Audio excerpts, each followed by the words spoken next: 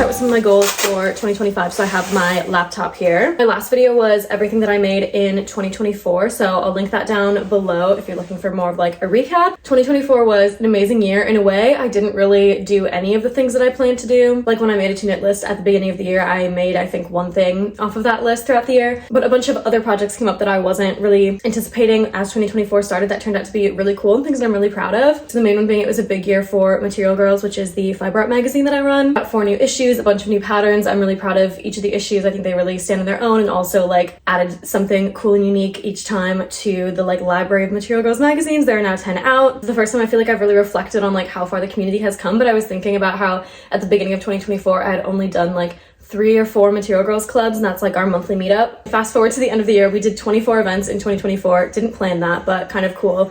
We'll not be doing nearly that many this year, but it was like a major year. After starting with like just doing the monthly meetups, the last event that we did of the year was working with Kate Spade, which was like not on my bucket list. We already have some cool stuff on the calendar for 2025. We also launched a new community platform that already has over 3,000 people on it. We hit 14,000 subscribers on the magazine. Not someone who's like constantly checking numbers every day, like going to see like how many new subscribers we got, whatever. I guess I could check that stuff day to day, but I don't like to torture myself. But going into the end of the year, I did go back and like look at how much things have grown, and there's some really cool stuff going on, and I'm really proud of like how it's growing. So that all being said, great momentum going into 2025. Of course, I have lots of different Material Girls goals, things that I want to feature in the magazine, patterns that I want to make. I share about the process of everything that I do in Material Girls on this channel, so I'm not going to go into a bunch of that now because you'll see it as it's happening. But I did want to share about one of my other major goals, which is to do more just like of a personal practice. The beginning of 2024, Material Girls was still very much like a passion project that I was working on, but it's become a much more full-fledged, like something I'm spending full-time hours on. But something that I want to do in 2025 is to have more separation of like things that I'm doing as a part of Material Girls, you know, in service to the business, surely still things that I'm passionate about, and then also things that I'm making for myself personally. Because this year when I did my everything I made in 2024, I realized pretty much all of it is for Material Girls, which again is like something that I love to work on. But I also love just like sewing clothes for myself and knitting things for myself, and I'll prioritize that again. I've specifically been really missing sewing. I used to sew a lot in the States because I had a sewing machine in my dorm room when I was in college, and then between college and moving to the UK, I was living in my parents' basement. I had a ton of space, like I had a whole sewing studio down there. When I moved to the UK, I didn't have a sewing machine for months, and then now that I do, it's in a shared studio, so I have to like leave my flat and go somewhere to sew. Sometimes people are using the machines, blah, blah, blah. It's become a little bit harder to have like a casual hobby with sewing and have it just be like, I'm gonna go, you know, sew a little bit after dinner or whatever. I love sewing, and lately I've been seeing so many sewing projects that I want to do, so I'm gonna really prioritize like being at the studio, having it be separate from like the time that I'm there working on Material Girls, and just be there with like my headphones on, vibing out, sewing. Things I want to sew: shirts, dresses, and tops. I talked about this a while ago in my autumn, like what I'm making and wearing video, and I didn't end up doing it yet. So this is me putting it onto my list to say officially in 2025, this is something I'm going to learn how to do. I love this shirred dress by Me Made Mina. Shirred fabric lets you have some like ruffle, like very girly femme details that I love, but it also holds some shape. I do like when there's a little bit more of like a form-fitting aspect as well, because I think that looks nice, but you still get the like texture and ruffle, whatever. So I want to learn how to sew it. Next up is home decor. So Grace and I have some big plans for our flat. Obviously we're renting, so when I say big plans, it's like not huge, but we want to do some like renter-friendly DIYs to our flat. So I'm thinking some fun pillows. I love placemats that I see on Pinterest. I think that would be something super fun to like DIY and make. I almost hesitate to say this because I don't know if I can pull it off, but I want to make a huge quilt to hang on the wall because we have these beautiful huge ceilings. That's a lofted flat, so we have this one huge wall that we were thinking of what to do with, and I want to make my first quilt and hang it on there. And then lastly, I just wrote thrift flips, which is like so nondescript and not super helpful, but I feel like often when I'm at thrift shops or charity shops, I'm looking at things and I'm like, oh, I either like this or I don't. Like this would either fit in my wardrobe or it won't. And I was so inspired recently by one of my favorite creators, Cup of Jordy, who does a lot of cool like thrift flipping and sewing, but I specifically loved this dress. I was like, I need to be going into thrift stores and being more creative. Like, expand your mind. I want to see stuff and be like, oh, I love this pattern, but I don't like the shape. I'm going to change the shape, but keep the pattern, you know? I want to challenge myself to be a little bit more innovative with things like that. For knitting, I put some other like not very descriptive things on my list that I'll flash like inspiration that I have for these. So the first one is a thinner yarn sweater. Most of my sweaters, you can see some of them up here, are pretty thick yarn. I want to challenge myself to use smaller needles. I specifically want to make the Simone sweater light, which I know is something that I've also said on this channel before. So I am once again reiterating so that I will actually have to do it. And then I just put something anything with a zipper. I've never put a zipper into knitting, so probably shouldn't say this, but I'm under the impression that it's not really that hard to do it, especially because I know some people just like crochet them in, which I could definitely do. So I have some inspiration, and I am currently working on a cable knit quarter zip, so that is in the works and would be great to like actually check this off pretty soon. Crochet, obviously need to make a Scooty by Paula, who's another one of my favorite YouTubers. They're so cute, and I think this could be a fun weekend project. I have a bunch of scrap yarn at the studio that I think I can pull together to make a cute one of these. Then next, something with this open work floral pattern. I see different variations on this all over, so if you have like certain ones that you really like, let me know, because I haven't like nailed down what exactly I want to make, but I do think something for summer and cotton, be kind of like a pullover on things. This is quite cute that I'd like to do. And then this is one that I could literally make in less than an hour. I can't believe I haven't done it yet, but I do want to make one of those cute little roses to wear either like in your hair or around your neck. I just think like adding a little bit of texture and color. I love having accessories to do that with. I can't believe I haven't done one with a little crochet rose yet, but that's definitely on my list.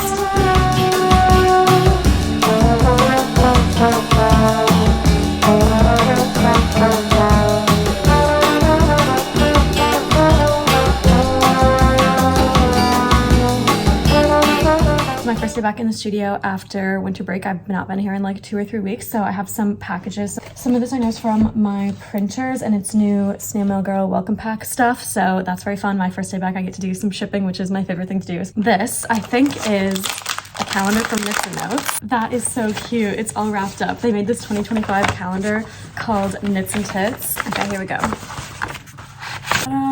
Knits and Tits. It's all just pictures of hot people wearing knitwear.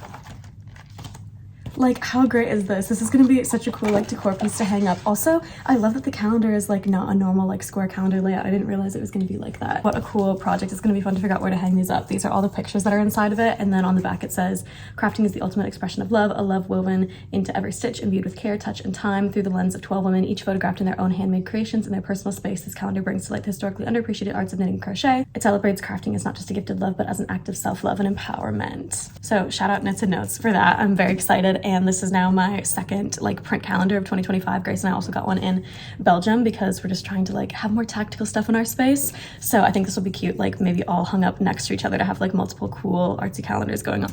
Okay, the rest of this should all be nicely packaged print stuff, and I'm really glad it came because sometimes couriers can't like get into the studio over break and no one's working here, so I was a little worried they had gotten lost. More of my custom envelopes that I'm putting the welcome packs in, and a bunch more stickers. So in all the welcome packs I have meme stickers and these Material Girls World stickers. Oh, there's more envelopes. I thought I ordered more. Glad that all made it. I'm gonna have fun organizing all of that into my little bins. I once got a shipment where stuff came in all of these little plastic things, and I've been repurposing them to put all of my stickers in so that I can send it all out and have my little shipping station. Stack of fortune tellers. I send these out and people can like fold them up themselves, and it's all about Material Girls on there. The inserts, like the middle page of the little crafty newspaper that I designed. And we've got this big guy, which should be the outside of it. Ta-da! Okay, I have to put one together quick just to see the full effect because I tried a different paper this time. It's a bit lighter paper. So you flip through. Oh wait, it goes this way. That one first. Try it again.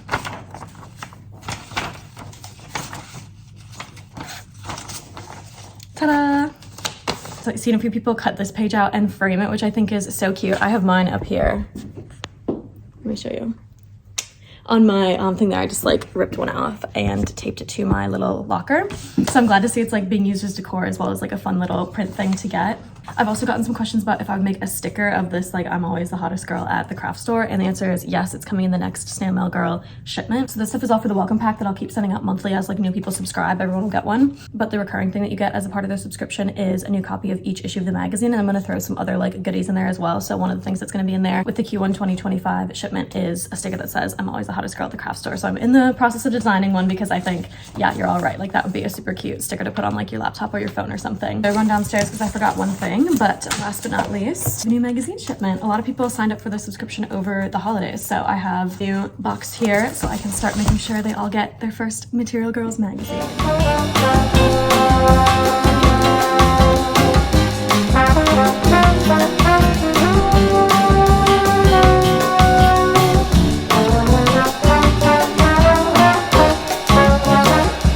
I've been a bit sick this week, which of course is not fun, but it did result in a lot of watching TV and knitting. So I have nearly a whole back panel of a cable knit jumper here to show you. I think I've been talking about this for months at this point, but I wanted to design my own first cable knit jumper. I've done some cable knit projects before, but never a full sweater. So I knew I wanted it to be blue, and I had a bunch of this Wool in the Gang, the One Wool. I think the color is called Powder Blue. And of course, everything is better with a little bit of fuzz. So I got a matching color of Drops Melody, which is one of my favorite fuzzy yarns. And they ended up matching really well, so super happy with those. Here's how the sweater is looking. This is going to be the back panel, and I think I have a few things that I might change a bit on the front one, just now that I've like seen how it's going here. Like I might make it slightly thicker, so obviously I start with some thin ribbing and then increase a few stitches for the actual body of it.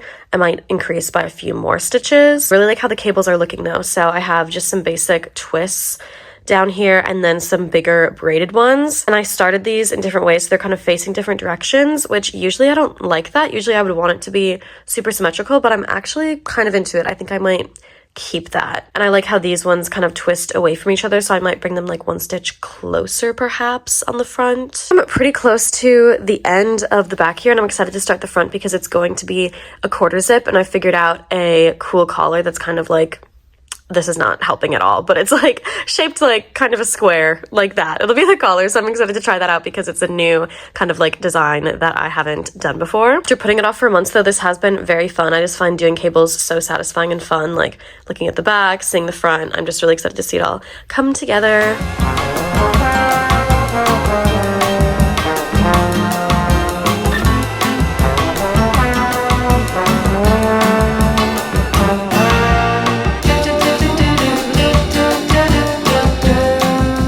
Of all of my vlogs for the past year or so, I have been doing a book review of what I've been reading at the moment. Usually it has to do with craft politics. I'll flash through some of my favorites over here. Last year in 2024, I read 15 books. Pretty much all of them were about how craft intersects with issues like feminism and decolonization and sustainable fashion. Still have a bunch of unread books on my bookshelf on that topic, so I'm going to definitely be continuing that into the new year. First read of 2024 was Doppelganger by Naomi Klein, and I will preface by saying this is not a craft politics book. It's pretty much just purely politics. It is what I've been reading, and I gave it 5 out of 5 stars. I think it's a very important and well-written book, so I wanted to still talk about it. I didn't know much about the author before reading this, but she is a journalist who's been active for like over 25 years. She's a leftist that mostly reports on climate change and what needs to be done in the climate justice movement. This is her latest book that talks about politics much more broadly through the lens of doppelgangers, which I think is super interesting. So she talks about her experience of having a doppelganger. So there's this other journalist named Naomi Wolf. She often gets confused with. Naomi Wolf has much more like conspiratorial, conservative ideas, and often they're getting like miscredited for each other's work. She's getting blamed for things that Naomi Wolf is saying. So it's like part memoir in that she talks about that personal experience, but I think it was really well written in that it's not like overly about her life. She kind of just uses that as a way to illustrate what she's trying to say about doppelgangers in like broader society. Very interesting and well researched because she talks about different ways that doppelgangers show up in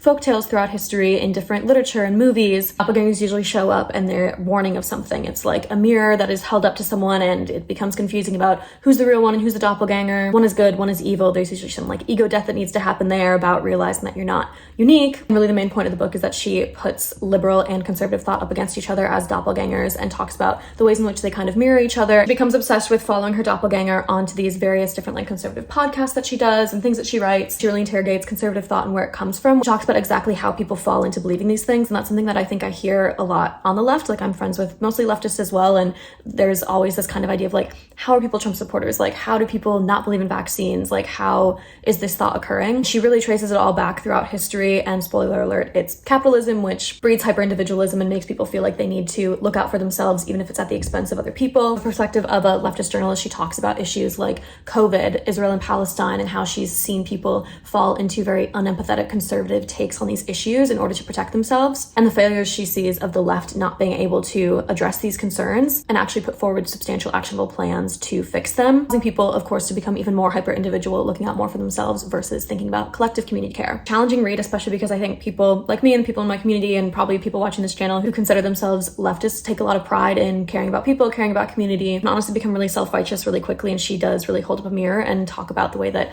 liberal and conservative thought is really not that different from each other. They're holding up a mirror. There are things we can learn from that ego death that needs to happen there, of not thinking that we have all the answers and that anyone who has conservative thought is just being crazy, and how could they think that. Much more I wish I could say about that, like quotes that I wish I could read through this, but I do really recommend this. Overall, I think it's one of the best like pieces of writing I've seen about recent political history that's not just pointing fingers, reducing an entire side of politics to being stupid. It really interrogates this thought, and it does end on a hopeful note, so I really recommend it. Back later with another vlog about my life as an artist in London. I'll have another book recommendations, so make sure to subscribe to see when that comes. Have a great day.